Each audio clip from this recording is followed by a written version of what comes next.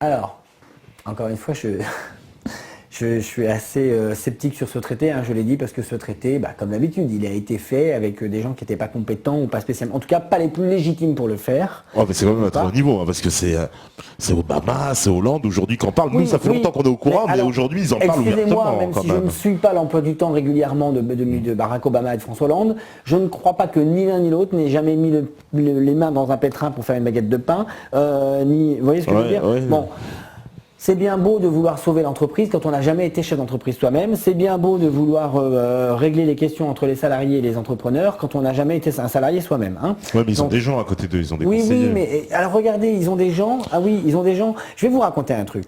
Et, Ouais, je fais l'avocat du et diable. vous allez voir pourquoi je ne vais pas m'étendre sur ce fameux TAFTA, ce fameux traité.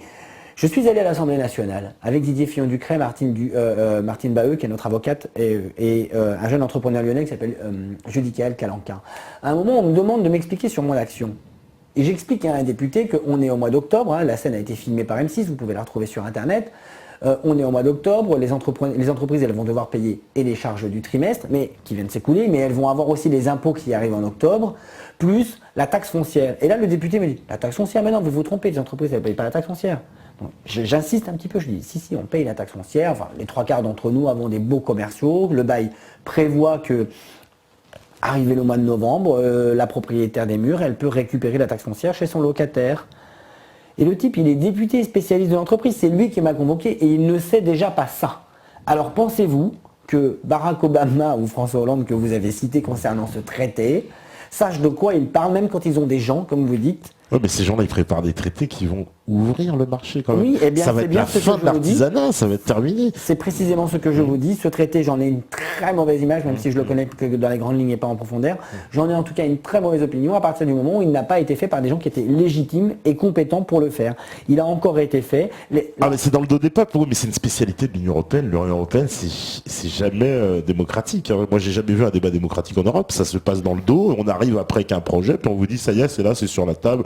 Ça se signe à l'Assemblée, on ne demande rien à personne. Et le jour où il y a un référendum, de toute façon, on ne tient pas compte de la réponse. Donc, c'est quand même, moi je trouve que c'est très Union européenne, ça fonctionne toujours comme ça, Oui, ils sont oui. fidèles à leur fonctionnement finalement. Effectivement, mais ça ne veut pas dire aussi que c'est pas parce que ça fonctionne toujours comme ça qu'on doit l'accepter. La preuve, c'est que parfois des gens m'arrêtent dans la rue en me disant mais vous êtes qui, vous voulez quoi? Ça fait des années qu'on paye la part patronale, il faut l'accepter. Non, c'est pas parce que ça fait des années qu'on le fait bien. Et il faut Ouais. aussi accepter que ça fait des années qu'on le fait mal. Là, c'est pas parce que c'est l'Union européenne qui l'a fait que c'est bien. L'Union européenne, ça procède peut-être d'une bonne volonté.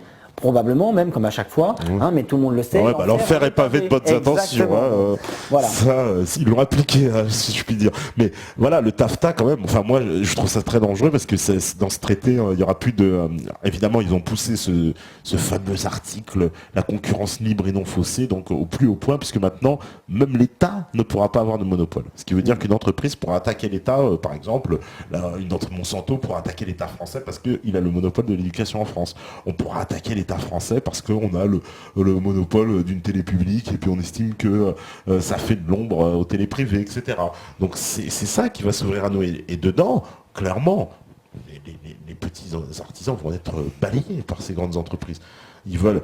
Moi, je sais pas, j'ai l'impression que le dessein quand même de ces grandes entreprises, c'est de déposséder justement les petits patrons, comme on les appelle, même si j'ai pas le terme, les petites entreprises, de leur outil de production. Oui. Et de prendre un peu comme ces boulangers qui affichent ronde des pains, machin, puis on sait très bien ils doivent acheter la farine, ils ont un cahier des charges, ils ont un machin, etc., etc. Ils sont plus vraiment des petits artisans libres.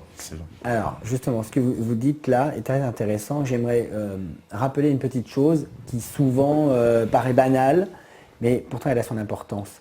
Qu'est-ce qui fait que les Français, d'une manière générale, ou les administrés plutôt, ne connaissent pas l'entreprise? Ils ne la connaissent pas tout simplement parce que l'administration qui leur vend l'entreprise, elle-même ne la connaît pas. Je vais vous raconter cette anecdote qui s'est passée. J'ai été invité sur une grande radio, sur RMC, dans l'émission d'Éric Brunet, Carrément Brunet. Face à moi, il y avait Juliette Méadel, qui travaille pour le chef de l'État, qui dirige le groupe de pensée Terra Nova.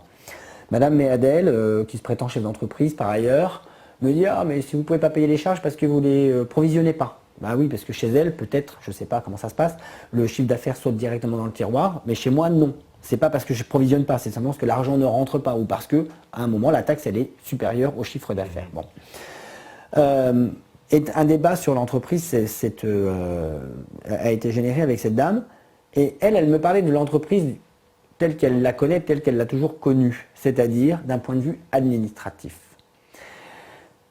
L'administration, quand elle crée des entreprises, comme elle a créé Renault il y a quelques dizaines d'années maintenant, comme elle a créé plein d'entreprises finalement, elle n'a pas eu à faire comme nous, petits chefs d'entreprise, elle n'a pas eu à aller draguer des banques pour obtenir des capitaux, elle n'a pas eu à travailler pendant des années comme un salarié, capitaliser, parce que ce mot est beaucoup ressorti ce soir, capitaliser, puis mettre son argent, son courage sur la table pour monter une boîte. Non, l'État, quand il veut monter une entreprise, il prend dans la poche du contribuable en une seule fois et il monte une boîte. Mais si cette boîte ne fonctionne pas, vous l'avez dit tout à l'heure, qu'est-ce qui se passe? On ne met pas la clé sous la porte. Non, non, non, non, non. Et je peux vous donner des exemples. Mais alors, des pléthores d'exemples. Crédit Lyonnais, Imprimerie Nationale, combien d'entreprises françaises, nationales d'État n'ont pas fonctionné et pourtant n'ont pas été liquidées pour autant. Non, on a pris dans la poche du contribuable pour faire fonctionner ces entreprises-là. Et on est convaincu, évidemment, que ces grosses boîtes fonctionnent. Bah oui, elles fonctionnent forcément parce qu'il y a toujours de l'argent pour les faire fonctionner. Et là où il y a un vrai problème entre ces entreprises administratives et les vraies entreprises, ou les autres entreprises plutôt, c'est qu'une entreprise administrative, avec un client, elle fonctionne. Ou avec un administré, elle fonctionne. Dans des toutes petites communes, j'ai fait le tour de la France avec les tondus, mais vraiment, j'ai fait énormément de déplacements. Parfois, dans des toutes petites communes, vous avez 3, 4, 5, 10 habitants, et vous avez une mairie, vous avez un bureau de poste, vous avez une école. Pourquoi? Parce que même à perte, on les financera, ces entreprises-là. Oui, mais une école, c'est pas une entreprise. C'est tout le problème. Ah ben ouais, là on n'est pas d'accord. Mais alors si c'est pas une entreprise, pourquoi elle a des salariés? Et donc pour faire le lien, ouais, et pour faire le lien des emplois, des salariés, avec ce fameux traité atlantique sur l'artisanat, ce qu'on cherche à faire, c'est créer des traits. Vous avez dit ça va être la mort de l'artisanat. Et exactement, c'est tout le problème, c'est que ce qu'on cherche à faire, c'est faire disparaître les petites entreprises au profit des grosses et qui soient des entreprises administratives parce que dans le conscient collectif de l'élu, des élus, ou pour le moins du personnel ministériel, pour ne citer personne et tout le monde en général, la grosse entreprise, si elle est managée par l'État, elle fonctionne forcément.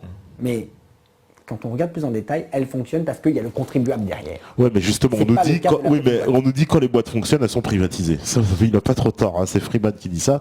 Bah, c'est vrai que quand on a une boîte, parce qu'on en a, c'est vrai, des entreprises publiques qui marchent pas, mais on en a aussi qui marchent. Et celles qui marchent, elles ont été, on peut citer Orange, on peut citer EDF, on peut citer l'eau, puisque vous savez très bien que l'eau a été privatisée, etc. Donc à chaque fois que ça va bien, j'ai envie de dire, on la voit au privé. Et puis quand ça va pas, c'est l'État qui doit payer les pertes. Exactement. Mais ça ne marche pas naturellement. Ça ne marche pas. On est bien d'accord que ça ne marche pas. L'entreprise administrative qui se financée... Oui, mais pour moi, une entreprise administrative, par exemple, une école, c'est pas une entreprise administrative. À mon sens. Et une mairie ou vous avez dit un hôpital. C'est un service public, mais c'est pas moi qu'il faut convaincre. Moi, je le sais déjà. Ce sont les élus. Mais un service public, pour moi, il n'a pas à faire de profit. Il peut être à perte. Exactement. Quand l'hôpital est à perte, si c'est au bénéfice de la santé, je suis d'accord. Mais cependant, ça ne veut pas dire aussi qu'on doit ne pas avoir de politique de rationalisation des coûts.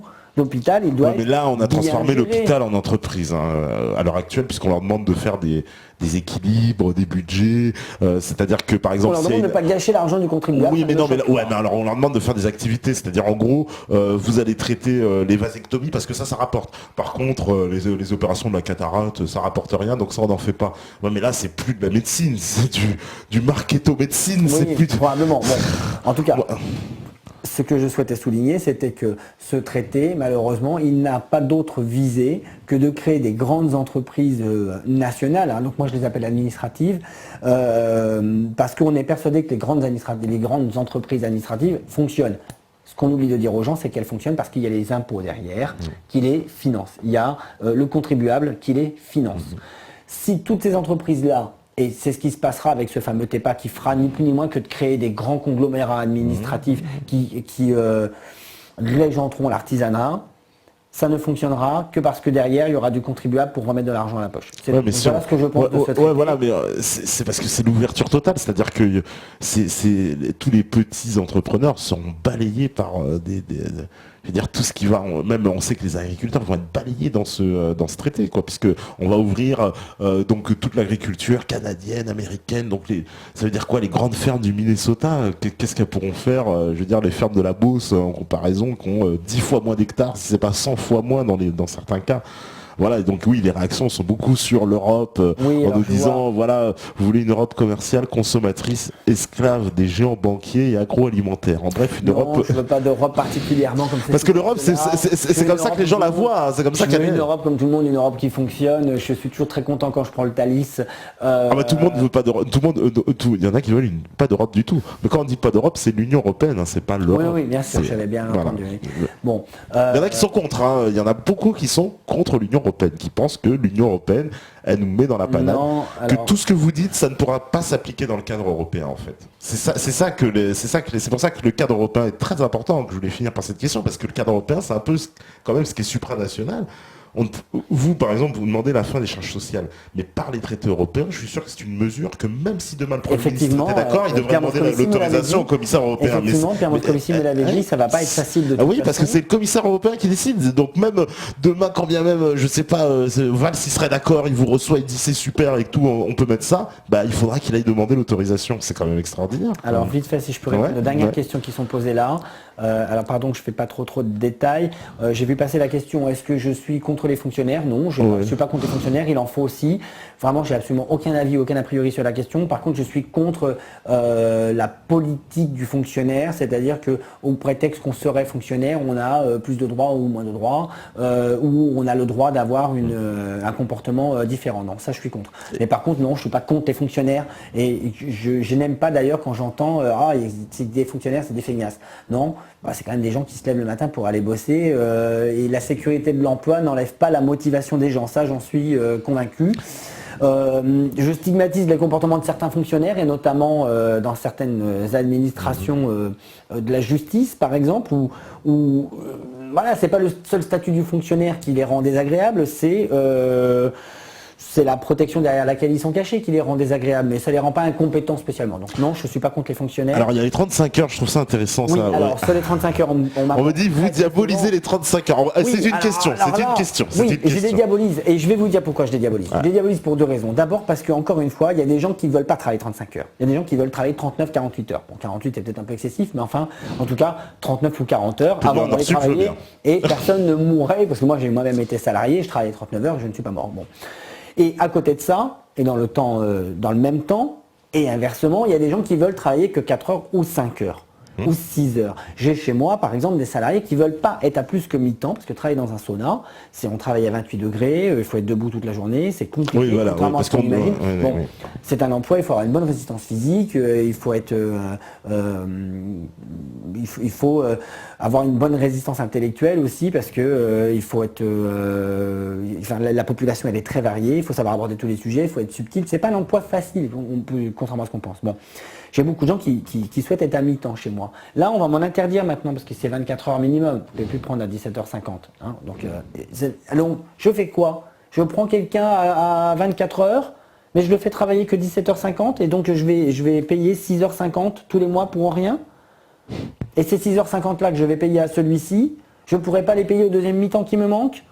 Donc voilà, la raison pour laquelle je suis contre les 35 heures, c'est qu'elles ont été faites, ces 35 heures, en dépit du bon sens, sans vrai chef d'entreprise autour de la table, sans vrai salarié autour de la table, et plutôt que d'imposer un maximum ou un minimum, si on commençait par tenir compte de ce dont ont besoin les entreprises, de ce dont ont envie les salariés, et après seulement qu'on me dise, définissons un cadre qui corresponde aux besoins de la société, et quand je dis société, c'est pas l'entreprise, mais là c'est la société avec un S majuscule, et là peut-être on commencera à avoir du résultat positif en matière d'emploi. Donc les 35 heures, oui, et je les déteste, et je les déteste d'autant plus que aujourd'hui on vient me faire le reproche que je suis un patron, donc j'appartiens à cette race de gens qu'il faut absolument bannir, parce qu'en plus l'État leur fait des cadeaux en rendant des charges sociales, je l'ai dit tout à l'heure, c'est quand même des charges qui nous appartiennent au départ, ce qu'on nous rend, donc on n'a pas fait de cadeaux, et on n'en serait pas là s'il n'y avait pas eu ces 35 heures.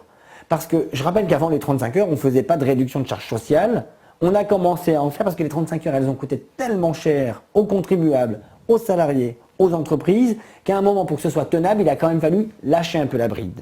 Donc les 35 heures, finalement, elles n'ont fait ni plus ni moins que de détruire des entreprises, aussi bien financièrement qu'en termes d'image. On est devenu des entreprises qui sont... on est gangréné par les 35 heures. L'image, c'est-à-dire On est gangréné par les 35 heures. Je vous assure que nous sommes gangrénés par les 35 heures. Ouais, Aujourd'hui, mais les employés ils sont contents, très sincèrement. mais tant mieux. Moi j'ai vu en entreprise, tout le monde est très heureux des 35 heures. Hein. Faut dire la réalité. Alors, personne ne dit qu'il ne faut pas garder les 35 heures. Je le dis simplement, si on garde les 35 heures, il faut les aménager. Parce que les avoir imposées telles qu'elles sont là, peut-être que c'est très bien pour les salariés. Je ne suis pas salarié, je travaille 70 à 90 heures la semaine.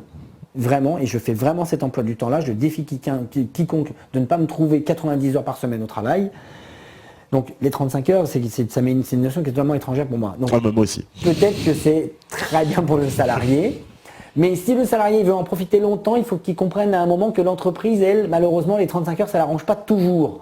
Bon, on s'y est adapté, dans les miennes, c'est les 35 heures, et puis ça fonctionne quand même, bon an, mal an. Mais il y a encore un C'est moyen... bien 7 heures par jour, 5 jours par semaine, ça suffit, non? Oui, alors... Ça fait beaucoup déjà, moi je C'est trouve. bien, c'est bien. Honnêtement, je n'ai pas de statistiques, dommage, Didier Fillon d'Ukraine n'est pas là, mais il nous dirait dans combien d'entreprises on travaille réellement 7 heures par jour. En tout cas, je peux vous dire que ce soit au magasin Cactus à Nevers, à la Charité-sur-Loire, que ce soit à l'Équateur national à Poitiers, à Évreux, à Nevers, bon, bref, j'ai personne qui fait 7 heures la semaine ou 7 heures par jour. Non. Moi, les mecs, ils me disent, bah écoute, je préfère faire 2 journées à 14 heures.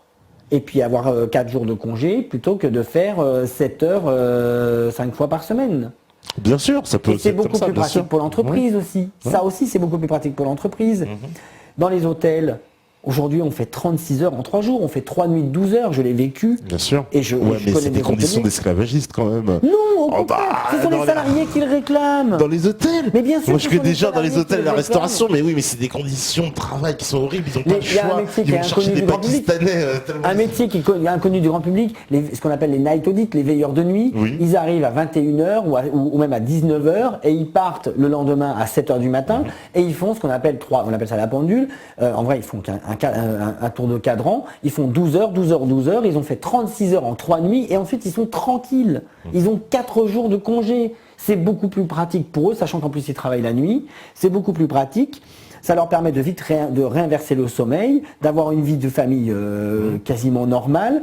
Et ça relève pas du besoin de l'entreprise, ça relève de l'envie du salarié. Pourquoi est-ce qu'on l'en prive avec ces 35 heures? Oui, d'accord. Il y en a qui disent, oui, on est d'accord pour échanger les 35 heures contre 70, mais on échange aussi les salaires. Ah mais là, je suis parfaitement d'accord avec Vestevev et effectivement, vous avez parfaitement raison, je l'ai dit tout à l'heure, j'aimerais, même mieux, je vous propose encore mieux, Nicolas Sarkozy proposait de travailler plus pour gagner plus, il y a un moment, moi je propose de travailler mieux pour gagner plus, pas spécialement de travailler plus. À un moment, je pense. Moi, je dirais travailler moins pour gagner plus, mais bon. Bon, ben, si on avait, si on avait les moyens, et je suis même pas fermé à cette... mais il y a un fait, ça c'est vrai qu'on oublie souvent, et c'est pour ça que je sais plus c'est qui l'a précisé tout à l'heure sur le chat. Voilà, c'était Attila, il nous dit, oui, mais on est l'un des pays les plus productifs, parce que ça, on oublie aussi le rapport à la productivité. C'est qu'en France, on travaille peut-être un peu moins, mais attention, le rapport de production, il est énorme, parce que parce que finalement, nous on a eu cette discussion ici avec Norman Palma, un économiste justement, qui nous disait que dans le prix aujourd'hui de vente d'un produit, finalement la part qui revient aux salariés, elle est infinitésimale, elle est ridicule en fait par rapport à ce qui va être vendu. Je sais pas, vous avez travaillé, je sais pas, voilà, pour Asus. Ils vendent des millions d'ordinateurs. Vous êtes payé, allez, 2000 € par mois. Déjà, c'est un bon salaire, j'imagine, chez Asus. Mais en comparaison du bénéfice de ce que fait Asus sur le prix de vente de l'ordinateur, la part salariale, elle est ridiculement basse. Non, alors... non.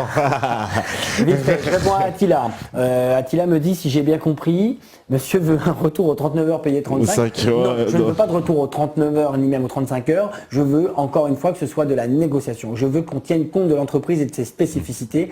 Il y a en France 65 millions de Français qui sont tous différents. Il y a 3,7 millions d'entreprises qui sont toutes différentes. Nous avons des besoins génériques. Toutes les entreprises ont besoin de main d'œuvre, mais nous avons aussi des besoins spécifiques. Et les 35 heures ne règlent pas la question du besoin spécifique. C'est pour ça que je dis, je suis contre les 35 heures telles qu'elles ont été imposées parce qu'elles n'ont pas réglé la question du besoin spécifique. Juste au-dessus, Fleurette me demandait, pour repasser aux 39 heures de façon décente, et puis revaloriser tous les salaires. Voilà. Oui, Fleurette, oui, pourquoi pas. De toute façon, à partir du moment où les salariés sont payés à l'heure, qu'on paye 35 heures à un salarié et 4 heures à l'autre, ou 39 à un autre salarié, pour l'entreprise, c'est transparent. Parce qu'en plus, si on augmente, parce qu'on augmentera, imaginons qu'on augmente, on revient aux 39 heures. Bon, s'il y a déjà eu ce débat, on revient aux 39 heures. Mais les 4 heures en plus, elles vont être payées au tarif normal. Elles ne sont pas payées en heures supplémentaires.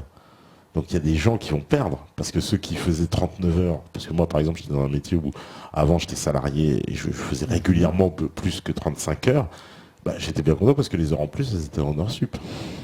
Oui, du coup, quand je faisais 40 heures, les 5 heures de plus, elles étaient en plus sur mon salaire. C'était quand même intéressant. Ce qui est curieux, c'est que vous ne soulignez pas, mais vous avez raison de le souligner. Ce qui est curieux, c'est que vous ne soulignez pas qu'en défiscalisant, ou en supprimant plutôt la défiscalisation des heures supplémentaires, c'est exactement ce qui s'est produit. Encore un lèse de salariés qui a créé le gouvernement actuel.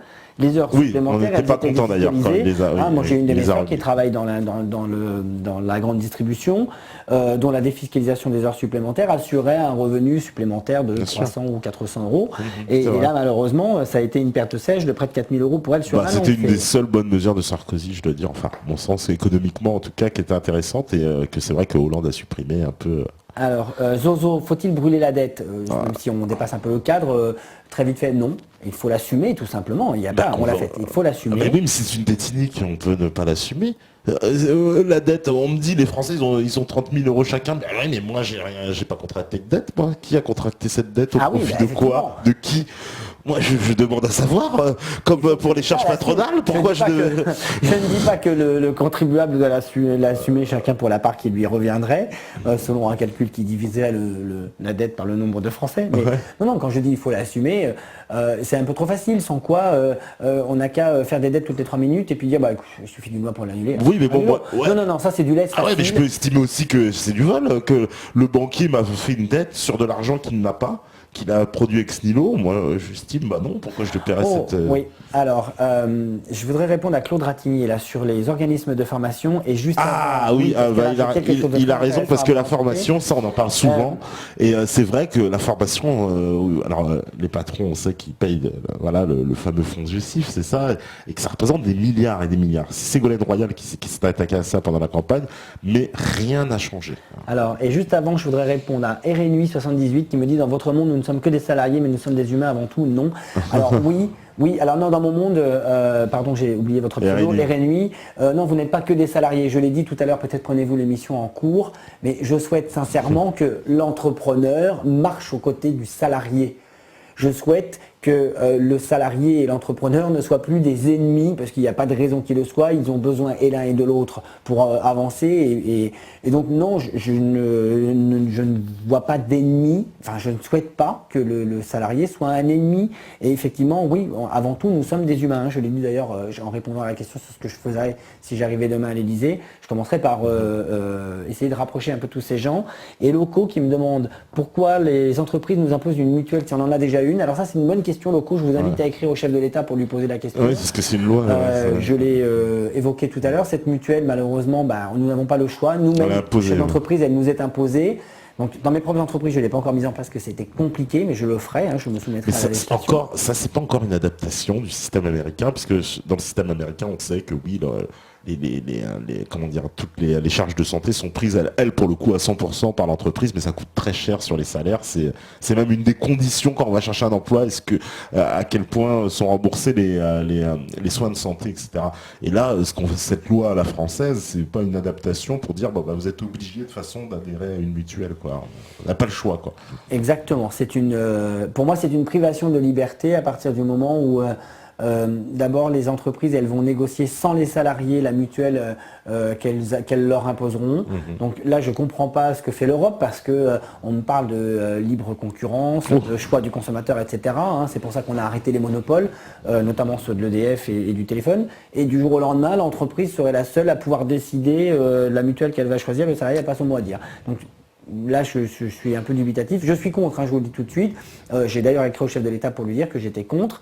Donc pourquoi on vous l'impose? Malheureusement, au cours, je ne peux pas vous répondre encore tout de suite, mais je suis comme sur la part patronale, entre guillemets, je suis sur le coup. Si vraiment je trouve une solution, je vous en ferai part. Alors, le lobbying, voilà, des organismes de formation. C'est vrai que les organismes de formation, il y a une espèce de...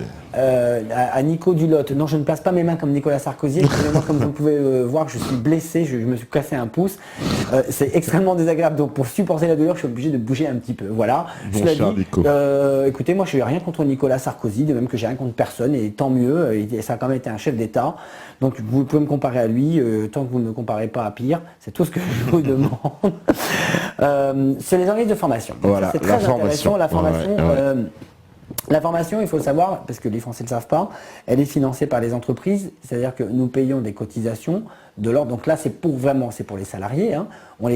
La caisse la plus connue, c'est la GEFOS, c'est elle qui collecte plus de 50% du budget de la formation. La formation, elle coûte près de 80 milliards d'euros chaque année. Alors quand elle coûte, là encore une fois, c'est extrêmement compliqué d'avoir des chiffres. On me pardonnera si les chiffres que je donne ne sont pas bons. Ce sont ceux des ministères que j'apprends par cœur pour pouvoir venir sur les plateaux de télévision comme le vôtre. Là où il y a un enjeu avec la formation, c'est que c'est cette formation qui va être l'objet de négociations quand on augmente ou quand on baisse les charges sociales. Oui. Baisser les charges sociales, ça n'existe pas de toute façon, ou très peu. On met dans la balance pour que les syndicats, et notamment les syndicats patronaux comme le MEDEF, acceptent, on met dans la balance des gels de charges de formation en échange de l'augmentation des charges patronales. D'accord. Ou des charges salariales. Alors comment ça se passe? Parce que là-dessus, il y a un véritable lobbying, il y a une omerta, et j'aimerais vraiment casser ce silence, parce que c'est insupportable ce qui se passe. Qu'est-ce qui se passe? Pour faire avaler au patronat, ou même aux autres syndicats, qu'on va encore augmenter les charges, on leur dit dans un même temps, bon bah écoutez, vous savez ce qu'on va faire, on va augmenter les charges, mais on va geler la formation, la charge de formation. Bon, alors bon, et finalement les syndicats finissent toujours par accepter, ça ne sont pas trop le choix. Et puis l'année d'après, forcément, on se rend compte qu'il manque de l'argent dans le budget formation. Alors qu'est-ce qu'on fait? On crée des surtaxes, et s'il y a des chefs d'entreprise ici, ils le confirmeront. On crée des surtaxes ou des taxes exceptionnelles applicables à certaines entreprises seulement. Et je vous le donne en mille, ces entreprises, quelles sont-elles? Celles de moins de 20 salariés. Forcément, c'est les plus nombreuses. Donc, on augmente les charges sociales de l'ensemble des entreprises, on gèle la taxe formation des plus grosses, parce que c'est elles qui ont le plus de salariés, pour leur faire avaler le gâteau. Et ensuite, pour compenser le manque, on crée une surtaxe. Donc ça, ce que je raconte là, c'est produit. Ça s'est produit en 99, ça s'est produit en 2001, ça s'est produit en 2004, puis en 2007 sous Nicolas Sarkozy qu'on évoquait à l'instant. Et ça va se reproduire encore parce que comme le plan de stabilité de l'emploi de M. Gattaz ne fonctionnera pas, il faudra bien, encore une fois, malheureusement, aller chercher l'argent dans la poche du petit chef d'entreprise. Non pas qu'il soit le plus riche, mais comme il est le plus nombreux. Bon. D'accord. Voilà sur la formation. Voilà sur la formation. Alors une dernière question sur les élections européennes. Voilà, est-ce que vous avez une petite idée? Qu'est-ce qui va en découler? Ou peut-être une petite préférence? Alors, comme je ne fais pas de politique, je ne donnerai pas de consigne de vote. J'ai été approché par énormément de partis politiques. Ouais. Je l'ai dit, hein, je ne m'en cache pas d'ailleurs, je suis assez transparent là-dessus. J'ai rencontré des hommes de gauche comme de droite. J'avais envisagé à un moment peut-être de soutenir une personne sur une liste ou alors de créer ma propre liste et finalement non, je ne veux pas faire de politique. Sur les européennes, malheureusement, je ne crois pas à l'efficacité des députés européens, où je suis très sceptique sur l'efficacité des députés européens. Comment on va faire alors sans député, machin, ça va être difficile quand même. Malheureusement, la manière dont les élections sont organisées me convient. Je pense qu'une élection assez démocratique, mais sauf le découpage. Mais le découpage, exactement, le découpage étrange, est très farfelu, très mystique. Il est très farfelu, et le résultat est de toute façon connu d'avance. Nos députés iront ou pas au Conseil de l'Europe. Ceux qui y diront, écoutera une fois ou pas. Voilà, bon. Mais ils vont pas faire grand-chose. De toute façon, ils ont très peu de prérogatives. Donc sur l'Europe, j'ai peu de choses à vous dire malheureusement, parce que je ne suis pas particulièrement convaincu de ce que cette élection européenne peut apporter à la France. Je crois qu'il faut une petite réforme, et non pas une grande, comme je l'ai lu plusieurs fois. Non, il ne faut pas une grande réforme de l'institution européenne. Ouais, mais à 28, comment on se met d'accord? C'est ça le problème, parce que maintenant on est 28. Comment on fait à 28 pour se mettre d'accord? Moi, c'est ma question, quoi. Juste, comment pour moi, la démocratie n'est pas négociable. C'est-à-dire qu'on ne peut pas commencer à dire qu'on est dans un système démocratique quand les petits pays ont moins de voix que les grands, ou inversement. Non, ça ne marche pas. Ouais, mais oui, mais souvent dans les partis européens qu'on a reçus ici, ils nous disent oui, mais de toute façon, nous, on est la France. C'est-à-dire que justement, les petits pays, ils s'en foutent complètement. Alors en gros, l'avis de la Slovaquie ou de Malte ne passe pas devant l'avis de la France et de l'Allemagne et de la Grande-Bretagne, quoi. C'est un peu ça. Alors, pour un petit peu d'humour, Zach Marian me demande si je suis franc-comtois. Non, je suis briard, Zach. Oui, mais ça, c'est son mot de code, franc-comtois. Et je vis en Normandie. Enfin, je suis. Il demande plutôt si vous êtes proche de la franc-maçonnerie, en fait. J'avais bien compris, voilà. Mais c'était pour ne pas répondre à la question, parce qu'elle n'a pas sa place ici, mais non, je ne suis pas du tout franc-maçon. On m'a demandé plusieurs fois ce que j'en pensais, j'en pense rien. Enfin, en tout cas, je ne vais pas m'exprimer là-dessus, voilà. Zach me demande. Oui, il fait des blagues. À 28, on se met d'accord, on va dans un sauna. Eh ben, écoutez, un jour j'écrirai un livre sur ce qui se passe dans les saunas et vous serez bien déçus. Cela dit, s'il fallait en passer là pour mettre d'accord 28 nations, bah écoutez, pourquoi pas, l'équatorial sauna est ouvert, il n'y a pas de souci, et on leur offrira même l'entrée. Pour le prochain sommet européen, c'est quoi faire? On va mettre Van Rompuy et Ashton dans le sauna. Alors Roby me dit, ça me fait penser à un petit parti, le mouvement détendu. Bah écoutez, tant mieux. Non, vous n'avez pas juste, parce que c'est quand même un travail de fond qui est très sérieux. Je voudrais vraiment saluer et le remercier pour sa patience, son courage et surtout pour son talent. Julien Girard, qui est notre community manager, et Amandine Baheux, qui est notre graphiste, qui ont vraiment fait un travail de fond incroyable que je n'aurais jamais su faire tout seul. Ça vous fait penser à un Tea Party, tant mieux. Ça veut dire aussi qu'on sait faire des choses sérieuses avec un peu d'humour. Et un Tea Party, c'est quand même agréable. Je préfère que vous me disiez ça plutôt que ça me fasse penser à un enterrement. Et enfin, la démocratie n'est pas négociable. La démocratie, c'est la dictature du plus grand nombre, mon cher monsieur. Voilà, donc là, on part dans la philosophie et la politique, mais très volontiers, vous avez mon numéro de téléphone sur Internet. On peut aborder ce sujet quand vous voulez. Et enfin, la dernière question pour Dark Blonde. Plus concrètement, va-t-il y avoir un changement de cap ou un bouleversement par les petits partis? Là aussi, ça relève de la politique. Tout ce que je peux vous dire, c'est que pour être maintenant dans les arcanes des partis politiques, du gouvernement, j'observe des choses qui ne s'observent pas de l'extérieur. Et je ne sais pas s'il va y avoir un bouleversement, comme vous dites. Ouais, un renversement. Un renversement, mais je vous rappelle que au mois de mai, il y a 2 ans, un monsieur nous a promis que le changement, c'était maintenant. Oh, ça, on n'y croit plus. Et il pourrait y avoir un changement. Je laisse à David Melrick le soin d'annoncer lequel. Voilà. D'accord. Bon, en tout cas, merci beaucoup. Parce que on me dit de pas en mode heure sup. Vous voyez, moi aussi, je dépasse mes 35 heures normalement. Pardon, oui, Gaspard, je suis très heureux. Je vois la question. Problème, c'est qu'il n'y a pas de fiche de salaire encore conséquente. C'est des heures sup pour la gloire. Vous voyez, je suis payé avec votre bonne humeur et vos bonnes vibrations. Voilà, petite quenelle épaulée pour la fin. Quenelle, vous êtes... je sais pas si vous arrivez... Ça fait très souvent, on m'a demandé... de faire des quenelles Non, des fois dans la rue, on m'arrête... Parce que c'est notre point Godwin ici. Etc. Ou si je veux bien faire une quenelle. Non, je suis pas doué pour les quenelles. Et puis très honnêtement... j'ai vraiment pas d'avis sur la question, c'est pas d'avis que je veuille exprimer publiquement, ça relève d'autres choses. Donc si je soutiens ou pas Dieudonné, si je soutiens ou pas Israël ou Palestine, si je soutiens l'Irlande du Nord ou l'Irlande du Sud, l'Iran ou l'Irak, l'Ukraine ou la Russie, enfin j'ai le droit à toutes ces questions dans la rue. Bon, c'est bien sympathique, tant mieux, ça me fait plaisir qu'on me demande mon avis naturellement, mais encore une fois, mon premier combat, là, et les mecs, j'aimerais vous réveiller, il y a urgence sur la part patronale, sur les charges sociales, sur les salariés qui sont sous-payés parce que on empêche les entrepreneurs de mieux les payer et de mieux les valoriser. Il y a urgence je voudrais terminer sur ce triste chiffre. En 2011, 440 chefs d'entreprise se sont suicidés sur la pression. Et surtout en 2013, ça se chiffre, tout le monde est d'accord, 63 700 liquidations d'entreprises, c'est 500 000 chômeurs. 63 500 liquidation d'entreprise, première demande reste de liquidation, l'URSSAF. Donc ça, c'est bien plus urgent que la quenelle ou si je soutiens Israël ou Palestine. Voilà, en tout cas, merci beaucoup Guillaume de Thomas d'être venu ici pour aborder en plus ces problématiques sur l'entreprise. Voilà, et les métanautes, je pense que le débat va continuer. Oui, on parle de Conchita Wurst, bon, on savait pas trop sa place aujourd'hui à mes œils de faucon, parce qu'après ils vont me dire ouais, j'ai Vince, les questions qui gênent dans Conchita Wurst, ça me gêne pas, mais ça n'a pas sa place. Donc merci beaucoup, merci d'être venu, merci à tous les métanautes connectés, Ozzy, Loco, Freaker, Victor Doom Doom, The Phoenix, Attila, Loco, Moadib, œil du faucon, Zach Mémérian, Freaker, Dark Blonk, Illuminati, Attila, Leftero, Sushia, Claude Ratignier, Libertad, Samwang, VestTV, etc., puisque je peux pas tous vous citer parce qu'il y a tellement de nouveaux en plus maintenant. Nicolas Dulotte, bien sûr, je peux pas l'oublier. Voilà, parce que vous tous connectés sur le chat, vous savez très bien que si vous écoutez ce message, c'est que vous êtes la résistance. À demain. Ciao. Bonsoir.